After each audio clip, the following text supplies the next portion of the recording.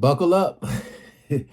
All right, welcome back, ladies and gentlemen. We are still on the Grunge channel, man. We got 6 TV shows that seriously crossed the line.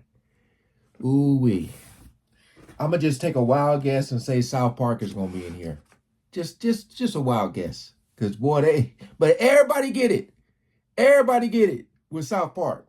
Everybody. So hey, shout out to all the good humans. Link is always in the description, man. We ain't gonna waste no more time. Let's jump right into it. These days, it seems that every show on television is engaged in an arms race to see which can pull off the most shocking moments. Your main character beat a stroke victim to death with an aluminium chair.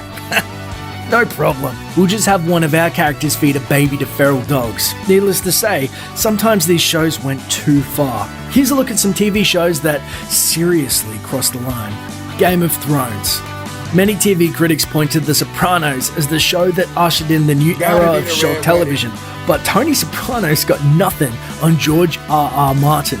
What The Sopranos started, Game of Thrones brought to its logical conclusion with its infamous Red Wedding sequence at the end of Season 3 in 2013. In case you've somehow forgotten. Let me tell you guys something. If you have not watched Game of Thrones and you are planning on watching, please get up out of here. Because I'm going to tell you, a lot of us, boy, we felt some type of way after that wedding. So I'm just saying, if you watching and you ain't hit that part yet and you watching my video right now, get up out of here. Get up out of here, please. That bit began with a pregnant woman being stabbed repeatedly in the abdomen and ended with half of the cast hacked to bloody ribbons in graphic detail to the horror of the audience. Yeah. Perhaps the most shocking thing, the bloodshed nearly spurred the show to new heights of popularity and spawned a wave of imitators across television. Thanks, HBO. Hail, honey, I'm home. If you've never heard of this incredibly ill-advised 1990 sitcom from the BBC, rest assured, this is an actual thing that actually happened on actual television. In an attempt to parody the two perfect lives routinely portrayed by American sitcoms, Hail Honey, I'm Home cast an unusual couple in their lead roles, Adolf Hitler and Ava Braun. Well, let me tell you something, Mr. Schickelgruber. The even wackier twist, their annoying neighbors are Jewish. Oh, I get it. I get jokes. Maybe the craziest thing about Hail Honey, I'm Home is that someone actually thought it was a good idea. Audiences, however, disagreed, and after one episode, the series was immediately cancelled. Politically incorrect.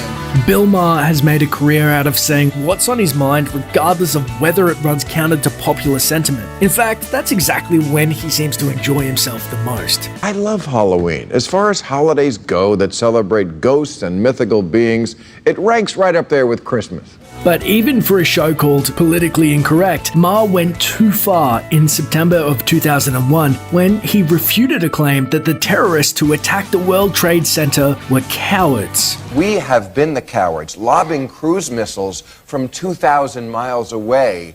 That's cowardly. That is a Staying in the airplane when it hits the building. Say what you want about it, not coward. Sponsors and viewers left the show in droves. ABC finally cancelled it a few short months later. South Park. Matt Stone and Trey Parker have a long and glorious history of infuriating all the right people, but sometimes even they go a little too far. For example, the infamous 2005 South Park episode Bloody Mary, which involves Randy believing his alcoholism can only be cured by a statue of the Virgin Mary that is bleeding from its butt. It's really not all that hard to see why some people were a little bit offended. And by some people, we mean almost everyone. And by a little bit offended, we mean really, really angry. Luckily, Stone and Parker didn't learn their lesson. Otherwise, we would never have gotten the Book of Mormon, The Littlest Groom, Fox seems really fond of mocking their own reality show contestants, as shows like Joe Millionaire proved. But they took things too far with 2004's The Littlest Groom, which was a dating competition where a little person had to choose from a batch of female love interests comprised of both little women and women of average height. Which would he pick when it came down to it? Does size really matter? The fact that Fox thought these were appropriate questions to ask in the form of an entire Bachelor-style dating show says it all. The public was not amused, and only 2 episodes were produced. Tiny Toons. Dude. Bet you weren't expecting Tiny Toons to make this list. But then again, viewers of the hit kids cartoon series weren't expecting what they got in 1991 either, when the segment One Beer aired. A cold one. You mean that's beer?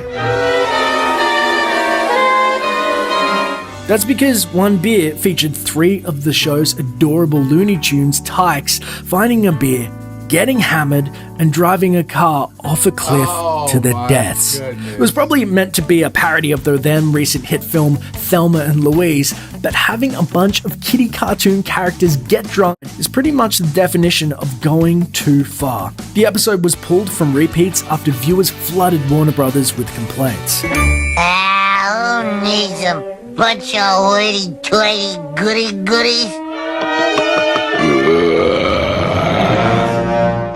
Thanks for watching. Click the grunge icon to subscribe to our YouTube. Yo, I hadn't heard of that, never seen it. What the heck? What? Sometimes though, you gotta say, man, what the hell are people thinking? What the hell are people thinking? Like, seriously, man. A kid's show with kids. That was pretty crazy. I mean, I feel like the title for this video was very fitting because there was some crazy ones in there. Y'all see my damn face? Again, appreciate you guys coming over and watching. Shout out to the Grunge channel for the video, man. Comment below if you remember any of those episodes. I know if you watch Game of Thrones, you know about that one, but the other ones I'm saying. All right, peace out.